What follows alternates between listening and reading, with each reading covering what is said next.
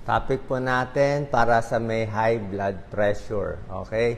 Minsan, alam niyo naman, di ba, delikado pag high blood. Pag tumataas yung high blood, minsan sumasakit ang ulo o iba pakiramdam natin.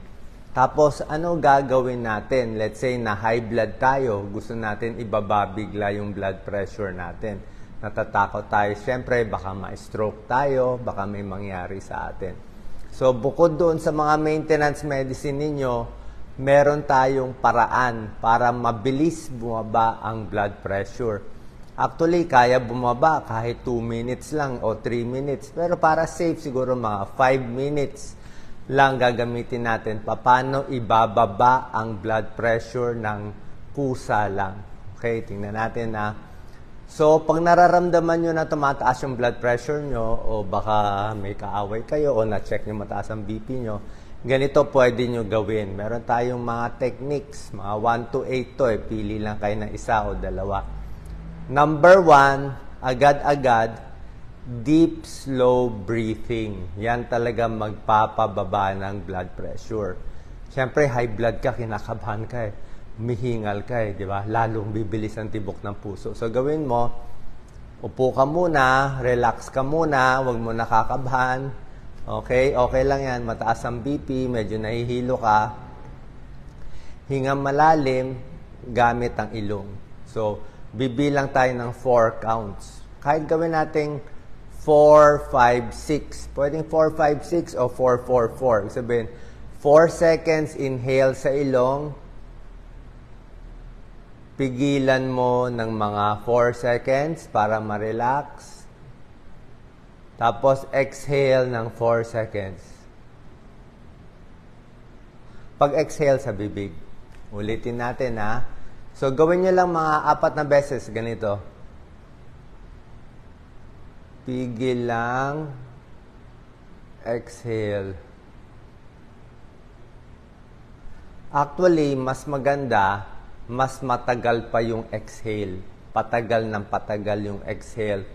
Tapos yung pigil, try nyo ihaba. Gawin nyo 4 seconds, 5 seconds, 6 seconds ang exhale. Subukan natin na hinga malalim.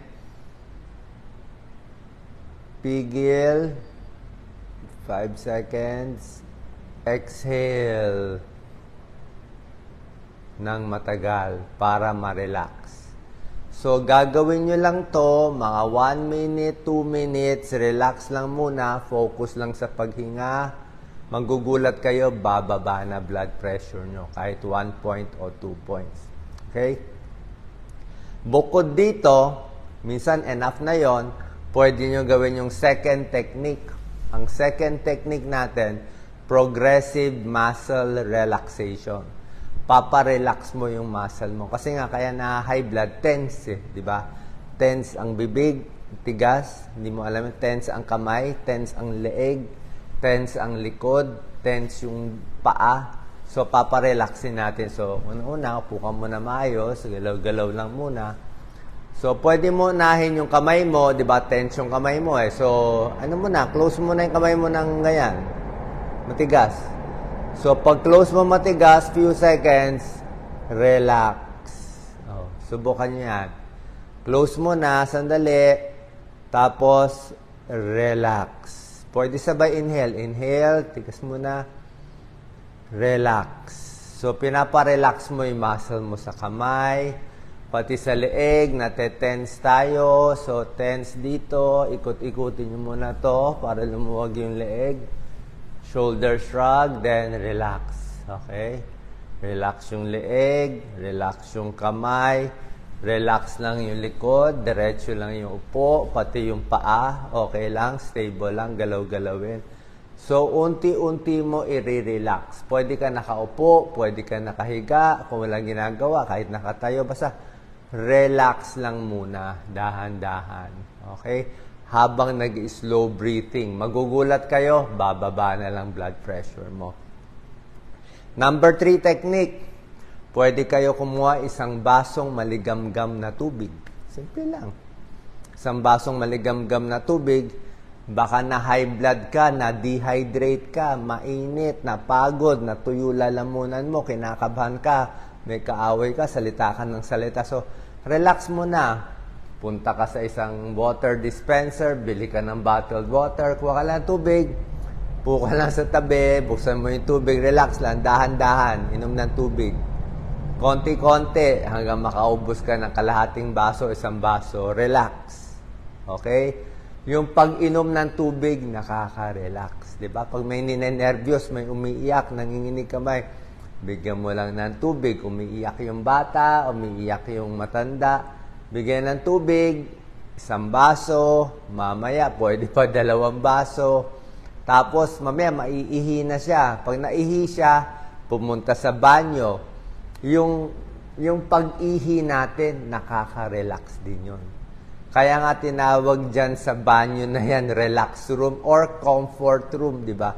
Kaya tinawag ng comfort nagbibigay ng comfort. Kaya tinawag na rest room. Rest, di ba? Nakakapahinga ka. Rest room, comfort room. So, relax, inom, upo lang. Yan. 3 technique na yan. Pag 4 na technique, pwede rin naman nakaupo. Tulad na sinabi ko, nagbe-breathing ka, okay yan, di ba? Nire-relax mo muscle mo. Pero yung utak mo minsan magulo pa eh. Yung utak mo nagpapakabasay, sasabihin, nako, may stroke ka na, nako, lagot na. Maraming bumubulong sa utak mo. So parang mag-focus ka lang sa isang word. O, pwede mo sabihin, kalma lang. O, pwedeng Tagalog o pwedeng relax lang. O mga word na peaceful. Yan. Equanimity. Serenity. Meron ka lang word. Yung mga nagme-meditate, ginagamit nila Om. Om. Ulit ka lang ng ulit ng Om. Kasi yung Om, nagbabibrate eh. Pag nagba-vibrate, nakaka-relax. Gano'n ka lang, hinga ka lang. Relax lang. Pinapa-vibrate mo lang. Pinapa-vibrate. So in short, imbis na iniisip mo, may stroke na ako, lagot na ako, nagpo-focus ka sa hinga mo, binibilang mo. Tapos nagpo-focus sa pagsabi mo ng relax or pinapa-relax mo sarili mo. That's mindful meditation. So, yan. Gawin mo lang 1 minute, 2 minute. Maganda. Pag 5 minutes, I'm sure bababa na yung blood pressure mo. Okay? 4 na yan. Technique. Number 5, para sa ibang tao, effective yung visualization. Mag-isip ka ng bagay nung bata ka na nakaka-relax sa'yo. Siguro para sa karamihan ng kababayan natin, isipin mo nung nasa probinsya ka, lumang panahon, naglalaro ka lang sa batis, o doon sa may mga puno, may mga halaman, na doon ka sa bahay kubo, yun lang ang pamparelax mo, okay din yun. I-visualize mo nandun ka.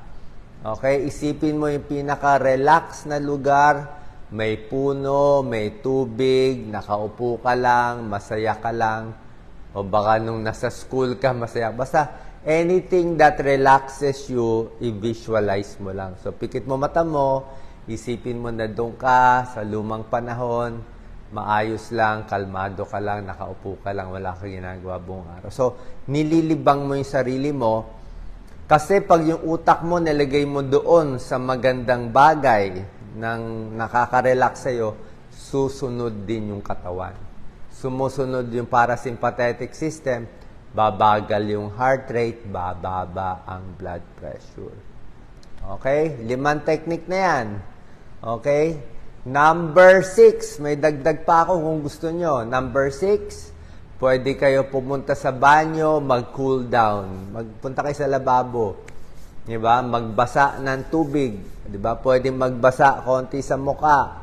Magbasa ng tubig dito sa kamay. Diba? Magbasa ng malamig na tubig sa leeg. Diba? Mahimasmasan, punasan ng tuwalya. Diba? Pwede yan. Cooling your body. Or punta sa malamig na lugar. Kung may mall na malamig na matahimik, okay din. Pero kung wala, doon ka lang sa isang lababo, magpunas-punas ka lang. Kung na high blood ka, nagdadrive ka ng kotse o jeep, di ba? I-parking mo muna sa gas station. Parking mo sa gas station, punta ka sa banyo, mag-ilamos ka, magpunas ka, upo ka muna. Bumili ka na isang bottled water na malamig. O gusto mo, sports drink na malamig, upo ka lang, inom ka lang, relax. Bababa yan, blood pressure. Cool down. Cool down. Number 7 tip. Ito favorite ko to, number 7. Kita nyo, ang dami na. Actually, kahit ano dito, low blood, makakokontrol na BP nyo. Number 7, makinig sa relaxing music. Diba? Huwag yung maingay na music, huwag magulo. Ako, makikinig lang ako sa mga love songs na 80s, diba? Favorite natin yung mga 80s, 90s, yan ang gusto kong makakanta. Ng mga teenager tayo, yan ang gusto natin, 80s, 90s. So, nakaka-relax. Kasi pag nakarinig ka ng lumang music, maalala mo yung panahon na nandun ka pa. Diba? Nung, let's say, nag-aaral ako sa UP Diliman, ang ganda ng oval. Yung oval sa Diliman, nung 80s, ikot lang ako ng ikot doon. Ang ganda ng mga puno doon, may lagoon doon, kinig ka lang ng music, okay na. Kahit wala kang dalang music hindi mo naman kailangan na may cellphone, may music. Yung music, i-play mo lang sa utak mo kantahin mo lang siya, pwede na yun. Diba? Imagination, very important. Imagination. Ang nagpapastress sa'yo, imagination mo rin. So, listen to music, pampa-relax. Okay? Kung walang music, music ng nature, music ng tunog ng puno, di ba? Tunog ng ibon, tunog ng tubig, yan ang mga relaxing music. Number 8, last tip dito, pwede konting stretching, konting stretch, konting pa-stretch konti, baka may sumisikip lang sa leeg mo, kaya ka na high blood, pwede rin yun. Konting stretching muna, konting galaw-galaw, kung masakit ang likod mo, magganyan-ganyan ka muna, paggalaw-galaw mo muna yung sarili mo para lang lumuwag-luwag kasi nga nate-tense tayo. Okay? So, itong 8 tips natin, mayroon pa tayong mga ibang tips. Kung makukuha dito, okay? Kung makukuha dito, itong 1 to 8. Number 1, slow breathing. Number 2, muscle relaxation. Number 3, inom ng tubig. Malamig, pwede mag-CR. Number 4, mindful meditation. Mag-isip lang ng phrase like Om. Number 5, visualization. Isipin mo yung mga bagay na nakaka-relax. Number 6, cool down. Maghilamos, magbasa dito, magpalamig. Number 7, listen to soothing music. Number 8, pwedeng stretching. Pero, syempre, kung high blood talaga kayo, kung talagang 200 ang blood pressure, may stroke na, minsan, hindi naman nakukuha nitong walo. May tulong pa rin yan. Pero baka hindi makuha. So, kailangan mo ng emergency medicine. Diba? Anong emergency medicine? Yung mabilis din yun, yung gamot mabilis, diba? Pag emergency medicine, actually dati meron tayong binibigay na pambiglaan. Pero para sa akin, ang shortcut, kung ano maintenance nyo, pwede na yun. Kung maintenance nyo, amlodipine 5 mg, diba? Nakainom ka na ng 5 mg, tapos na high blood ka pa rin. O, di dagdagan mo pa ng 5, pwede pa yung isa. Hanggang 10 mg naman ang maximum. So, pwede ka mag-extra ng amlodipine mo, o mag-extra ka ng losartan mo, o mag-extra ka ng metoprolol mo, pwede yon. Yung iba, merong mga clonidine, may mga captopril, pwede rin naman yon. So, pero sa akin, try mo muna yung relaxation. Baka makuha na baka stress ka lang Kasi kung na-stress ka lang, tapos na high blood ka, hindi ka naman tunay na high blood, baka itong tips ko lang na relaxation, deep breathing, bumaba na BP, hindi mo na kailangan gamot. Kasi nga, pag ininom mo tong gamot, mamaya masobrahan, bumaba naman masyado. Okay? Ayaw naman natin bumaba masyado. So, yun po. Kung ano maintenance nyo, tuloy nyo lang. Finally, a few tips. Pag gumaling ka na dito, siyempre, pampababa ng BP, bawas alat. Diba? Ito pang long term, bawas alat, bawas fast food, mas balanced diet, mas gulay, damihan ng potassium, potassium intake, saging, orange, spinach, prutas, high potassium nakakababa ng blood pressure, tigil alak, tigil sigarilyo nakakataas ng BP, kape nakakataas ng BP, stress, may kaaway nakakataas ng BP, trabaho mong mahirap o stressful, nakakataas ng BP. Okay? And finally, monitor yung blood pressure natin sa bahay. hanggang mag-stabilize yan. Isa pa palang gamot na kalimutan ko. Merong gamot na, yung mahirap mabili, yung mga pamparelax, yung mga diazepam, Valium, bromazepam, mga Lexotan, yung mga Saynor, pwede rin yun. Pamparelax, mabilis yun eh. Kaya lang, medyo mahirap bumili. So, kung hindi kayo makakabili nun, mahirap makakuha ng reseta ng doktor. Pero, kung hindi kayo makakabili nun, na lang, okay na to. Tapos yung medication nyo. Okay? Sana po nakatulong to para itong tinuturo ko, good for anything to. Good for high blood, bago ma-high blood. Kunyari, feeling mo ma-heart attack ka, feeling mo ma-stroke ka, talagang delikado, magbabara na, itry nyo lahat to, relax. Kasi pag nirelax mo sarili mo, baka hindi tumuloy yung bara. Magbabara na sana sa utak mo, nirelax mo sarili mo, hindi tumuloy. Yung puso mo, nagloloko, ang bilis ng tibok, di ba? Magwawala na yung puso mo, mamaya tumigil yan.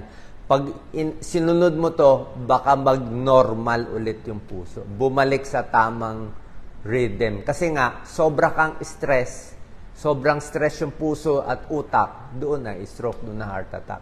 Pag binawasan mo yung stress, aandar yung parasympathetic system, babalik sa normal yung katawan mo hanggang makabalik ka sa doktor mo at ma-adjust yung maintenance medicine mo. Salamat po. Sana po nakatulong to sa inyo. Share po natin sa ating kababayan. God bless.